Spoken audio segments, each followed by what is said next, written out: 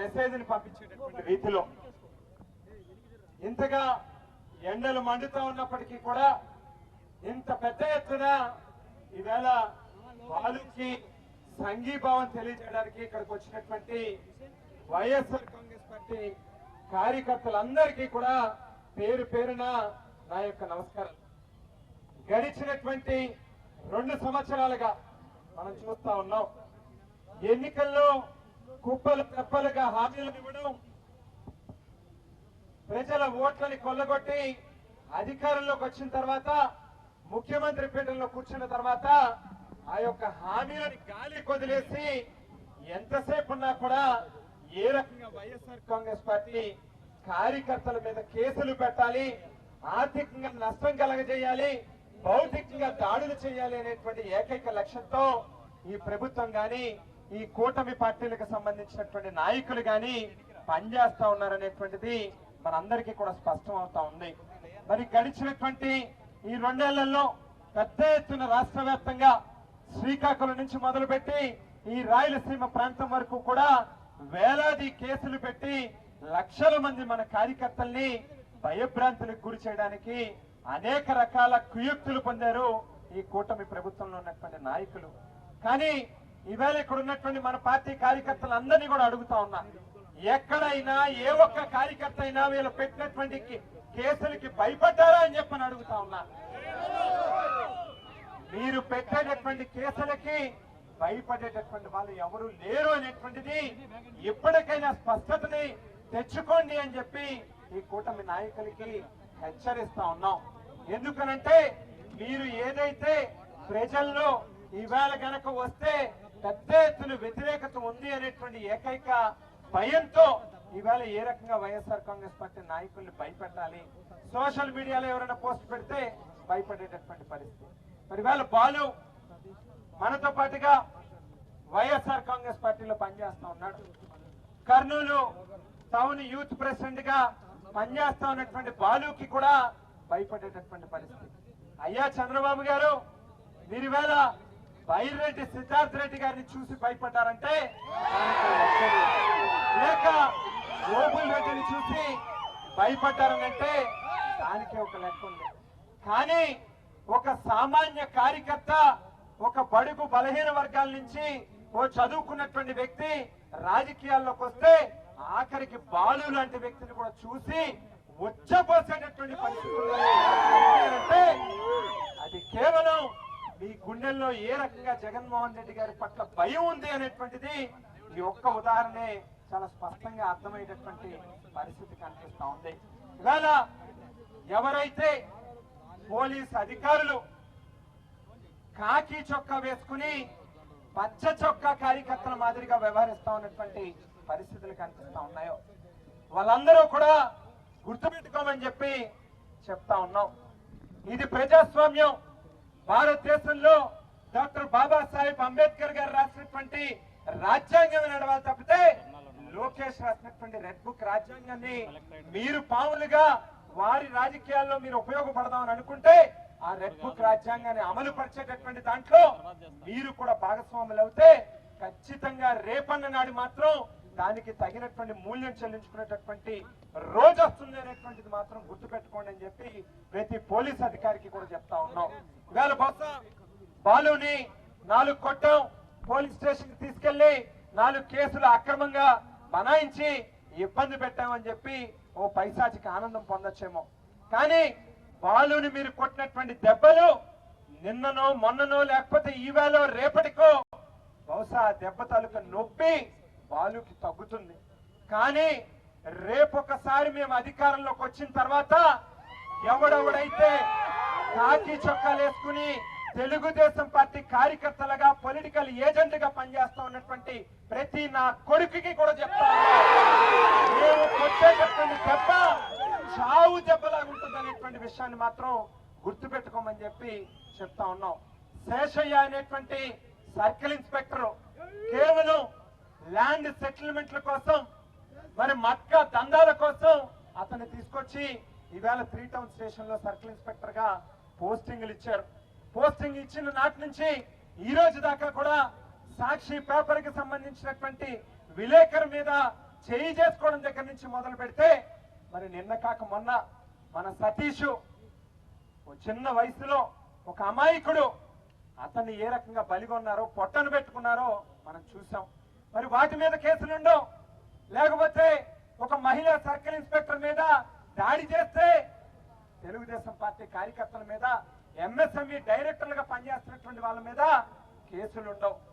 కానీ ఏమీ తెలియనటువంటి ఒక అమాయకుడు వైఎస్ఆర్ కాంగ్రెస్ పార్టీ జెండా పట్టుకుంటే మాత్రం వాళ్ళ మీద సారా కేసులు పెడతారు, డ్రగ్స్ కేసులు పెడతారు, ఉన్నవి లేనివి అన్ని జోడించి ఇవాళ బాలు లాంటి వాళ్ళ మీద ఏ రకంగా భయపెట్టాలనేటువంటి ప్రయత్నం చేస్తారు. అయితే శేషయ్య అనేటువంటి సర్కిల్ ఇన్స్పెక్టర్ బహుశా ఎక్కడే ఏదో మూల ఉండి ఒక చొవేసి వింటా ఉంటాడు. అతనికి చెప్తా ఉన్నాం, 2029లో వైఎస్ఆర్ కాంగ్రెస్ పార్టీ జెండా ఎగరడం అనేటువంటిది 100% జరుగుతుంది. 5 ఏళ్ల కాలం నీ ఒంటి మీద కాకి చొక్కా ఉంటే ఒట్టు అని చెప్పి ఇవాళ చెప్తా ఉన్నాం. వచ్చే 5 ఏళ్ళు కూడా నువ్వు బాలు ఇంటి గేటు దగ్గర నిలబడి పోస్టింగ్ ఇప్పించమని చెప్పి అడిగేటటువంటి రోజు రాకపోతే ఇవాళ వైఎస్ఆర్ కాంగ్రెస్ పార్టీ కార్యకర్తలమే కాదు అనేటువంటి మాటని చెప్తా ఉన్నా. దయచేసి ప్రతి పోలీస్ అధికారికి కూడా ఒక్కటే స్పష్టంగా చెప్తా ఉన్నాం, తెలుగుదేశం పార్టీ వాళ్ళ మాటలు విని మీరు గనక అప్రజాస్వామికంగా శాంతి భద్రతల్ని మీ చేతిలో పెట్టుకుని రక్షక భటులుగా పనిచేయాల్సినటువంటి మీరు రాక్షస భటులుగా పనిచేస్తే గనక ఖచ్చితంగా ఇబ్బంది పడతారనేటువంటి మాటను మాత్రం గుర్తు పెట్టుకుని, ఎందుకు ఈ మాట చెప్తా ఉన్నానంటే ఏ లొకేషన్ అయితే చూసుకుని మీరు ఇవాళ రెచ్చిపోతా ఉన్నారో, లేక ఎవడో టీజీ భరత్ అనేటువంటి వ్యక్తిని చూసుకుని రెచ్చిపోతా ఉన్నారో వాళ్ళ దగ్గరికి వెళ్ళి క్లారిటీ తీసుకోండి.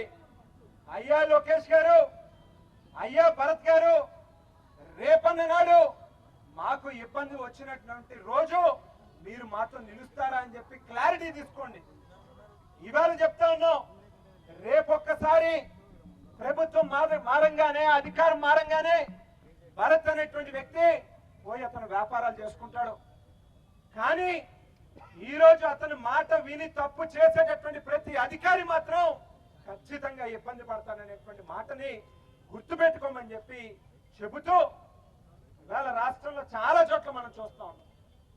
అంబటి రాంబాబు గారి ఇంటికి అగ్గి పెడతారు, తిరిగి రాంబాబు గారి మీద కేసులు పెడతారు.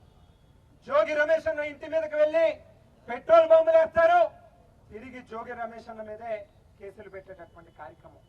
మిథున్ రెడ్డి గారిని అరెస్ట్ చేస్తారు, చెవిరెడ్డి భాస్కర్ రెడ్డి గారిని అరెస్ట్ చేస్తారు, ధనుంజయ రెడ్డి గారిని అరెస్ట్ చేస్తారు. ఆ మూల నుంచి ఈ మూల వరకు ఎంతమంది మీద మీరు కేసులు పెట్టి ఏదో రకంగా వాళ్ళని అనగదొక్కాలనేటువంటి ప్రయత్నం మీరు చేసే కొద్దీ వాళ్ళ రోజు రోజుకి ప్రజల్లో వైఎస్ఆర్ కాంగ్రెస్ పార్టీ కార్యకర్తల్లో ఆత్మ విశ్వాసం పెరుగుతా ఉంది తప్పితే ఎక్కడా కూడా తగ్గలేదనేటువంటి మాటని ఈ సందర్భంగా తెలియజేస్తూ, మరి ఎస్పీ మోహన్ రెడ్డి అన్న ఈ జిల్లా పార్టీ అధ్యక్షుడిగా సమర్థవంతంగా తన యొక్క బాధ్యతలను నిర్వహిస్తూ ఏదైనా ఒక కార్యకర్తకి ఇబ్బంది వస్తే అది అర్ధరాత్రైనా అపరాత్రైనా ఖచ్చితంగా వాళ్ళతో నేను నిలుస్తాను అనేటువంటి గొప్ప నాయకత్వ లక్షణాల్ని ఇవాళ ప్రదర్శిస్తా ఉన్నారు. దానికి బాలు ఇన్సిడెంటే ఒక స్పష్టమైనటువంటి ఉదాహరణ. మరి మా బైరెడ్డి సిద్ధార్థ రెడ్డి గారు ఆంధ్రప్రదేశ్ రాష్ట్ర వైఎస్ఆర్ కాంగ్రెస్ పార్టీ యువజన విభాగం అధ్యక్షుడిగా పనిచేస్తూ ఏ ప్రాంతానికి వెళ్ళినా కూడా ఇవాళ యువకుల యొక్క మనసుల్ని గెలుచుకుని మరి అతి చిన్న వయసులోనే ఒక గొప్ప నాయకుడిగా ఎదుగుతా ఉన్నాడు. మరి అదే రకంగా హఫీజ్ ఖాన్ గారు ఇదే కర్నూలు నియోజకవర్గానికి శాసనసభ్యుడిగా పనిచేసి ప్రజల యొక్క మన్నల్ని పొందినటువంటి వ్యక్తి. మరి ఓబుల్ రెడ్డి గారు కావచ్చు, లేకపోతే పాతులు గారు కావచ్చు, ఇక్కడ ఉన్నటువంటి ఇతర నియోజకవర్గాలకు సంబంధించినటువంటి సమన్వయకర్తలు కావచ్చు, మేమందరం కూడా ఒకటే మాట మీ అందరికీ కూడా చెప్తా ఉన్నాం. ఏ కార్యకర్తకైతే ఇవాళ కష్టాలు ఎదుర్కొంటా ఉన్నారో, ఇవాళ ఇబ్బందులు పడతా ఉన్నారో, ఖచ్చితంగా ఆ కార్యకర్తని గుండెల్లో పెట్టుకుని చూసుకునేటటువంటి కార్యక్రమం జగనన్న చేస్తాడు. జగనన్నకి తోడుగా మేమందరం కూడా నిలబడతాం. ప్రతి కార్యకర్త కష్టంలోనే కూడా ఖచ్చితంగా మేమందరం కూడా ఉంటాం. ఈవేళ కష్టాలు పడినటువంటి ప్రతి కార్యకర్త కూడా రేపు వచ్చేటటువంటి రోజుల్లో తగినటువంటి గౌరవం కానీ గుర్తింపు కానీ ఉంటుంది, ఏ రకమైనటువంటి అనుమానం లేదు అని చెప్పి తెలియజేసుకుంటూ మరొక్కసారి చివరిగా ఒక్కటే చెప్తా ఉన్నా, ఆ శేషయ్య అనేటువంటి సర్కిల్ ఇన్స్పెక్టర్ కి బహుశా ఏదో ప్రవీణో లేకపోతే లోకేషో ఇంకొకరో ఎవరో ఒకరు నన్ను కాస్తారులే అని చెప్పని అనుకుంటా ఉన్నాడేమో, లేక వైఎస్ఆర్ కాంగ్రెస్ పార్టీలోనే కొంతమంది నాయకులతో మనం ఏదో కాస్త రిలేషన్ మెయింటైన్ చేస్తే రేపన్నాడు వాళ్ళు మనల్ని ఏదో రకంగా సేఫ్ గార్డ్ చేస్తారేమో అని చెప్పని. ఎందుకు ఈ శేషయ్య అనేటువంటి మాటనే పనిగట్టుకుని చెప్తా ఉన్నానంటే, ఎన్నికలకు ముందు మన పార్టీ నాయకుల చుట్టూ కాళ్ళ చుట్టూ ప్రదక్షిణలు చేసి బద్వేల్లో నాకు ఎమ్మెల్యే టికెట్ కావాలి వైఎస్ఆర్ కాంగ్రెస్ పార్టీ తరఫున అని చెప్పి వారు సర్వీస్ లో ఉన్నటువంటి సమయంలో సంపాదించినటువంటి అక్రమ సంపాదనతో రాజకీయాల్లోకి రావాలి అని చెప్పిన ప్రయత్నం చేస్తే, వైఎస్ఆర్ కాంగ్రెస్ పార్టీలో ఇటువంటి అవినీతి పనులకి లంచగొండి అధికారులకి అవకాశం లేదు, వాళ్ళకి ఈ రకంగా టికెట్లు ఇచ్చేటటువంటి పరిస్థితి సంస్కృతి మా దగ్గర లేదు అని చెప్పి లెఫ్ట్ లెగ్ తో బయటికి తనితే ఇటువంటి అవినీతి అధికారుల్ని చేర తీసుకుని వీళ్ళకి అవకాశాలు ఇచ్చి పోస్టింగులు ఇచ్చి వాళ్ళ ద్వారా వైఎస్ఆర్ కాంగ్రెస్ పార్టీ నాయకుల్ని ఏ రకంగా ఇబ్బంది పెట్టాలనేటువంటి ప్రయత్నం చేసేటటువంటి ఈ శేషయ్య ఇవాళ బహుశా మన కార్యకర్తల్ని మన నాయకుల్ని అందరినీ 1 గంట 2 గంటల పాటు ఈ ఎండలో నుంచోబెట్టి ఉండొచ్చు.